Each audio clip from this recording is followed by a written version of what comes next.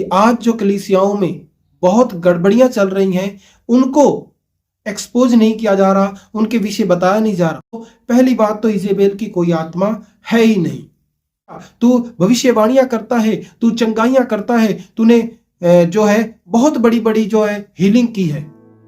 Praise the Lord, जय मसीह की दोस्तों, स्वागत है आपका मेरी एक और नई वीडियो में। आज की वीडियो में बात करेंगे इजेबेल के विषय पर। इजेबेल की आत्मा क्या है और आज ये कलीसियाओं में किस तरह से काम कर रही है, क्योंकि बहुत तेजी से, बहुत ही ज्यादा ये विषय जो आज गंभीर बनता जा रहा है कि जो इजेबेल की आत्मा है या उसकी शिक्षा है कलीसियाओं में काम कर रही है। सबसे पहले हम अगर प्रकाशित वाक्य दूसरा अध्याय 18 से लेकर 20 तक जब हम पढ़ते हैं तो यहाँ पर प्रभु अपने थुआतीरा कलीसिया के दूत को लिख रहा है।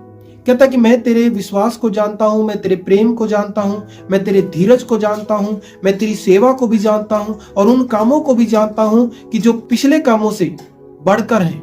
अब जो काम है वो तेरे काम पिछले जो है वो पहले कामों से भी बढ़कर है। तू अच्छी सेवा कर रहा है, तो लोगों में बहुत अच्छा संदेश देता है, बहुत अच्छा तू पास्टर बन गया, बहुत अच्छा तू प्रचारक बन गया, बहुत हीलिंग करता है, बहुत भविष्यवाणियां करता है। लेकिन प्रभु का वचन क्या कहता है? मैं तेरे विरुद्ध में मुझे कुछ कहना है, यह कहना है कि तो उस स्त्री इजेबेल को अपने पास रहने देता है, जो खुद को भविष्यद्वक्तिन कहती है और मेरे लोगों को क्या करती है? वे विचार करने से और मूर्तियों के आगे चढ़ाए हुए उसको खाना खिलाकर लोगों को क्या है? भरमाती है। सबसे पहले हमें जानना होगा कि ये इजेबेल है कौन। क्या इजेबेल की जो आत्मा है वो आज भी काम करती है? और उस इजेबेल ने किया क्या था? सबसे पहले हमें यह जानना होगा। आज बहुत सारे यहाँ पर, आज फिर मैंने कुछ फोटो रखे हैं यहाँ पर, और भी बहुत सारे फोटो में रख सकता था, लेकिन ये एक कंट्रोवर्सी का मुद्दा बनता जा रहा है कि आज जो कलीसियाओं में बहुत गड़बड़ियां चल रही हैं उनको एक्सपोज नहीं किया जा रहा, उनके विषय बताया नहीं जा रहा। अगर नहीं बताया जा रहा तो प्रभु का दूत थुआतीरा कलीसिया की तरह से कहेगा कि मुझे तेरे विरुद्ध कुछ कहना है, तो उस समय क्या होगा? सबसे पहले जब हम इजेबेल के विषय में पढ़ते हैं तो पहला राजा उसका 16वें अध्याय से हमें इसके बारे में पढ़ने को मिलेगा। 31वीं आयत से आगे जब हम पढ़ते हैं तो अहाब राजा जो है अपने पिता ओमरी जो राजा था उसके जगह पर इजराइल का राजा बन गया। जब यहूदा का राजा आसा था उसके 38वें वर्ष में ये अहाब जो है ये इजराइल का राजा बन जाता। और इसने क्या काम किया? इसने एक सिदोनी नगर है, सिदोनियों का जो राजा था एतबाल, उसकी बेटी को ब्याह लिया जिसका नाम इजेबेल था। और इस इजेबेल ने क्या किया? राजा को ऐसे कामों में डाल दिया, गलत शिक्षा में डाल दिया। अपने बाल देवताओं की पूजा कैसे करनी है, कैसे दंडवत करना है, वो इसे सिखा दिया। और वो सिखाने के बाद अहाब का अंत कैसा हुआ, इजेबेल का अंत कैसा हुआ। आज कलीसियाओं में कैसे काम कर रही इजेबेल की आत्मा? पहली बात तो इजेबेल की कोई आत्मा है ही नहीं। लोग जो बोलते हैं कि इजेबेल की आत्मा है तो वो झूठ बोलते हैं, क्योंकि सबोपदेशक 12 अध्याय उसकी 7वीं आयत कहती है कि तब मिट्टी ज्यों की त्यों मिट्टी में मिल जाएगी और आत्मा परमेश्वर के पास जिसने उसे दिया उसके पास लौट जाएगी। तो इजेबेल की आत्मा भी जब वो मरी तो परमेश्वर के पास लौट गई, लेकिन इजेबेल की शिक्षा इसी पृथ्वी पर रह गई।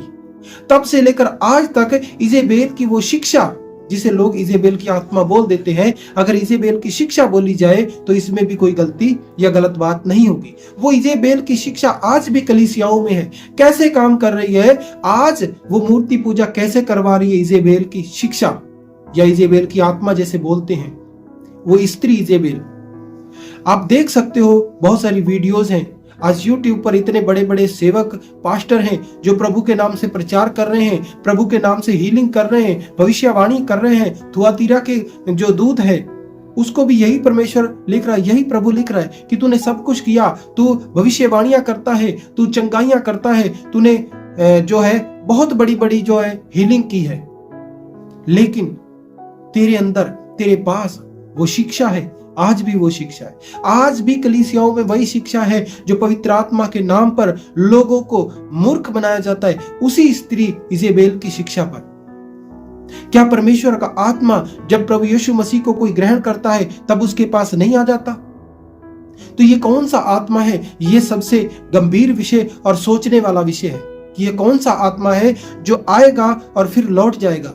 जबकि यूहन्ना रचित सुसमाचार उसका 14वां अध्याय 16-17 आयत पढ़ेंगे तो वहां प्रभु कहता है कि मैं पिता के पास जाता हूं और विनती करूंगा कि वो तुम्हें एक और सहायक दे, अर्थात वो सत्य का आत्मा जो तुम्हारे साथ होगा, सदैव तुम्हारे साथ होगा, तुम्हारे अंदर होगा। और पहला कुरिन्थियों जब हम उसका 3 अध्याय 16 आयत पढ़ते हैं तो कहता है कि वचन कहता है कि क्या तुम नहीं जानते कि तुम परमेश्वर का मंदिर हो और परमेश्वर का आत्मा तुम में वास करता है। और पहला कुरिन्थियों 6:19 कहता है क्या तुम नहीं जानते कि तुम पवित्र आत्मा का मंदिर हो जो तुम में वास बसा हुआ है। जब पवित्र आत्मा हमारे अंदर बसा हुआ है तो कौन सी आत्मा को बुलाने की बातें की जा रही? क्या ये इजेबेल की शिक्षा नहीं है?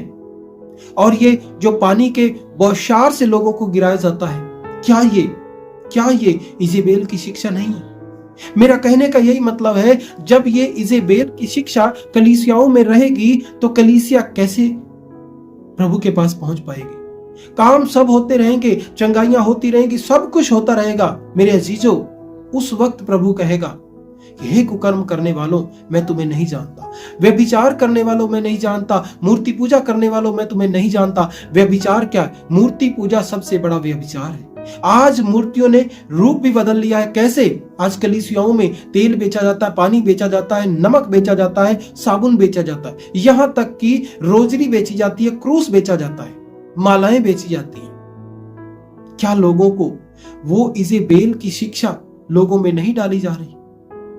इन सभी शिक्षाओं से, इजेबेल की शिक्षाओं से बाहर निकलना होगा दोस्तों अजीजों। नहीं तो प्रभु के दिन, प्रभु के समय लोग इन चमत्कारों और चिन्हों को देखकर और उस इजेबेल की शिक्षा को अपने पास रखकर इसी पृथ्वी पर रह जाएंगे। तब रोना होगा, तब दांत पीसना होगा, तब चिल्लाना होगा, तब कराहना होगा, फिर कोई फायदा नहीं होगा। मेरे अजीजों, प्रभु में मेरे प्यारों, अगर आप वचन को पढ़ना जानते हैं तो अच्छी बात है, आप वचनों को पढ़िए।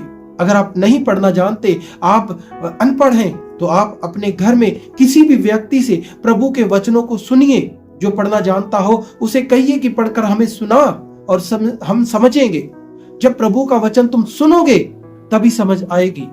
नहीं तो आज वो कलीसियाओं में, हर एक कलीसियाओं में वो इजेबेल की आत्मा काम करती जाएगी।